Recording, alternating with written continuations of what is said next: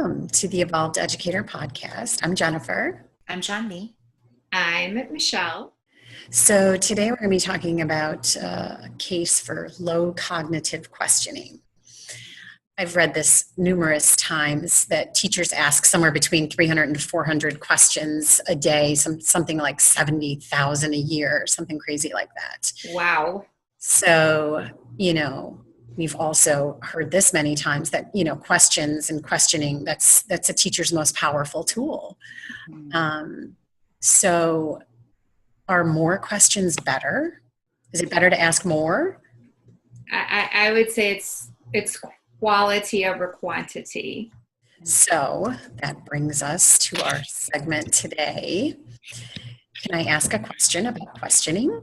Can I ask a question about questioning? I have a question. Yeah. What does that mean? Well, I think we can probably all agree that teachers realize that questions are used for different purposes. We use them all day, all the time, as we've just said. Mm-hmm. But we've heard teachers say things like, I try to ask higher order questions, but it's really frustrating when students reply with low level answers. I've also heard when they say I follow Bloom's, I follow the order of Bloom's, but I thought I'm just supposed to start with low level questions and then work my way up. Yeah, I've had a couple of student teachers who that's how they planned. Another thing that I've heard people say is that they're looking for a specific answer, and so they just keep rephrasing their question until they get what they're looking for. But that's not really how it works. Right. So the questioning is this huge, powerful tool. So how can teachers use this powerful tool that we have to make their instruction more effective? Wait, let me guess. Planning. They need to, it's in the planning. You have to know what you're going to say before you say it. It's true. Yes. That is so Yes. true. It's absolutely true. Uh-huh. Yeah. We know How did I know? I don't know. Very smart. And we know that the knowledge that we want the students to be able to demonstrate showing is comes from the questions that we ask. And so we really want to consider that questions are what generate thinking and is what teachers can kind of see as an insight as to what's in the student's head. Right. So you just made that comment. It's about the thinking. So when you're planning, teachers need to consider what kind of thinking they want their students to participate in. What do they want to get out of the conversation? Right. So there are books and books and books on this, but for the sake of time, I think you can sort of bring it down to three types of questions that basically exist that teachers are asking throughout the day. Questions that get information, that elicit information, questions that sort of shape students' understanding of something, and questions that really press them to sort of reflect on something. And we know almost every question you ask could fall into one of those three categories. Mm-hmm. And so we know you need all three throughout the day. Wait 1 second. So let's go over this one more time. So elicit information. Let's just get back some basic information for the students. Yeah. Shape understanding. I think that speaks for itself. Mm-hmm. Help kids organize their ideas. Mm-hmm. And then press for reflection. And so that gets them, that's a little bit higher order thinking. Right. And but all three of those, even though elicit information might not be as high on the thinking, it doesn't fall into the higher order thinking category. However, it is important to have that because sometimes and it's necessary. Right. It tells students that sometimes we need to ask those questions to clarify, to make sure, did I make sure I understood this? And, that's the way of the teacher and the students, understanding the essentials, the essentials of what they're learning. Yeah. So that all three of those, even though there's clearly some sort of level to each one of them, they engage all the students. in the Absolutely. content and what's happening in the classroom. It invites everyone to participate in the conversation at some level. I think that there can be a misconception sometimes with teachers, and they think that there either has to be a hierarchy, that you have to start with the eliciting information questions and work your way up, or that you have to have equal amounts of all three. And that's not necessarily the case. No, it's about what do you want your outcome to be? What do you want the students to, how do you want them to think? What do you want from the kids? Yes, right. And that is deliberate in the planning. Right. So how does a teacher get better at this? What are some things that you need to do or that you can do that will help you to get better at this?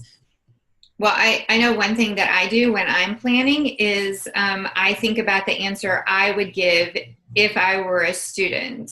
And so I kind of look at it from a student lens, considering what do they already know. Mm-hmm. And I try to answer the question myself. That's the first thing you should do, because if you're going to struggle to answer the question, guarantee they will too. Yes.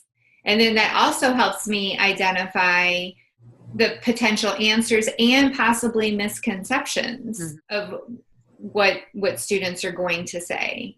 Yeah. So then I can plan for the conversation to go in maybe a different direction and bring them back where I need them to be. And I think to remember that just as much as the questions itself, you need to also plan for the wait time.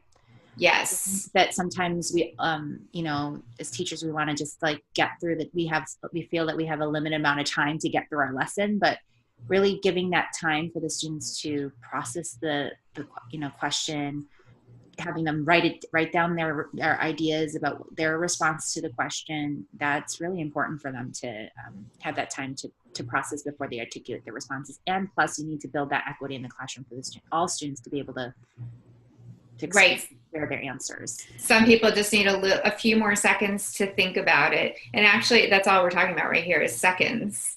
Right. Yes. And along with that, I think you can be really explicit with the students and tell them that, like, you might ask a question. I'm sure we've all had this happen to us, where you ask a question and immediately like 2 hands go up. Right. A lot of times the same 2 hands or whatever. And so by stopping for a moment and saying, okay, wait a second, guys, let's really think about this. Let's think for a few minutes and just get that quiet for a few moments to give people to think is so important. And then also, I think the other part of that is, once you have students responding, is giving them, allowing them time to sort of rephrase and restate what they're trying to say. Because sometimes they know what they want to say, they raise their hand, they have an answer, but they can't quite articulate it. So we need to be patient and have the wait time for that as well, for them to be able to get it out. And part of the processing is that maybe they need to have like a turn and talk and talk it over with their partner and just kind of process the idea of there first instead of in a whole class, because you have to kind of sometimes assume that like some students don't want to share their ideas in front of the entire class, but they feel very comfortable doing it with a partner sitting next to them or in their small group. So yes.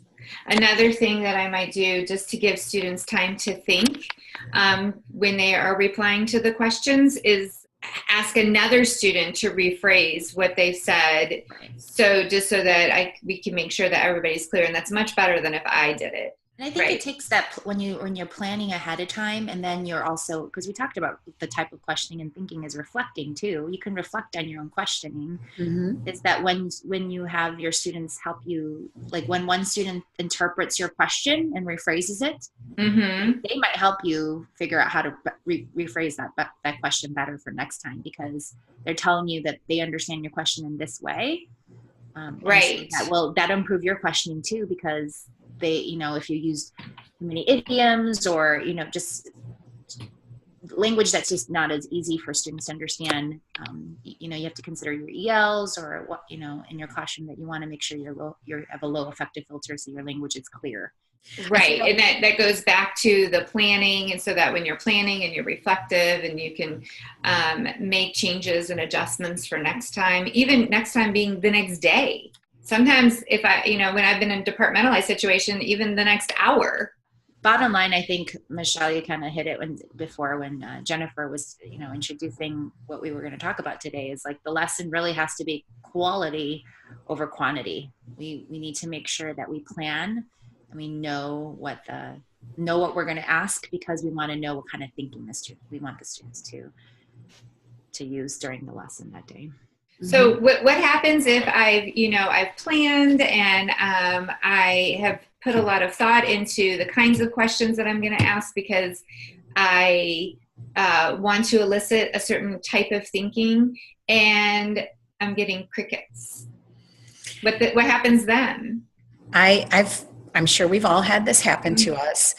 One of the things that I've started to do is sort of my kind of what you were saying, Chanmi, reflecting with them out loud, letting them know what's happening to me.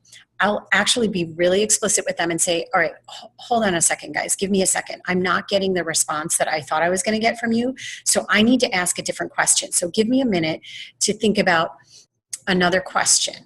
And so what ends up happening is they'll give me a minute, and they start to get into this mindset that they know I'm not going to just give them the answer. So they see, oh, if you don't get the answer you're looking for, ask a better question, ask a different question. And so I'm modeling that behavior with them, and then they start to do that. Eventually, it takes a long time, but I just think being really honest with them about the process, questioning is something that you can get better at. And so if I model that for them and explain to them what I'm doing, they're going to get it.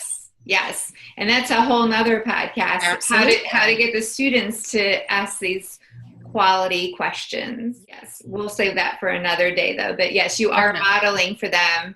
When you share your thinking process, you're modeling for them what to do. And then eventually they adopt those strategies. So that was awesome. I love this. But our time is almost up. Jennifer, do you have a strategy that get the W for us as our goodbye goodie? Our goodbye goodie? Yeah, this one is actually a good strategy for teachers and students to practice questioning. It has kind of a funny name. You've probably heard of it. It's called hot seat. I haven't heard of it. Oh, okay. So basically one student Teach me. Class, sure. One student in your class. It could be even a group of students, but basically it's students assuming a role or a persona. Could be a book character. It could be a significant person in history that you're learning about, or just any type of, persona. And so the student basically responds to classmates' questions while staying in that character. Oh, I love it. Yeah. And so the kids, they're just asking questions of this person, and then this person has to respond in that character. So it really engages the students. Obviously, it increases the questioning skills because the kids want to ask better and more interesting questions as they keep going. Lots of opportunities to be creative and self-expression. If you're the person, playing that role, increases speaking and listening skills for everybody. It's just fun. The kids get really engaged. Yes. Do you do this so one person is in the hot seat, or do you think you could have like a panel? I think you could probably do it. I've done it with a couple of people, especially with book characters. That's always a fun one to do because they get to know these characters so well. So they really like to take on those personas. Well, while you're saying this, that seems like a go-to with the book characters. But I was thinking you could be a scientist. Yes. Right. Somebody who has won, a Nobel Prize or something like that, or someone in history. Yeah, really. I mean, you could choose careers, Oh yeah, or a career. Yeah, that's that route. And just be like, oh, you're going to be a doctor, or you're going to be a, whatever. I can see that also bring in like current events, so they can bring in a person that is being featured in the weekly news, whether it be sports or something, and they can read up on that person, and then the kids can ask about what's going on, so that person can. Interesting. I wonder if you could even. Yeah, I wonder if you can even have the kid pretend to be like an inanimate object, like I just saw that, like, let's just say like a Tesla or self-driving car or something like that. Like if they research the engineering behind that and then they gave that some sort of personification and answer the question. I don't know. Why not? Absolutely. I feel like Yeah. the possibilities are kind of endless. Yeah. You could take it in so many directions. Yeah. I like it a lot. Yeah. I'm going to try It's it. a good one. Do it. Thank you. Thank you.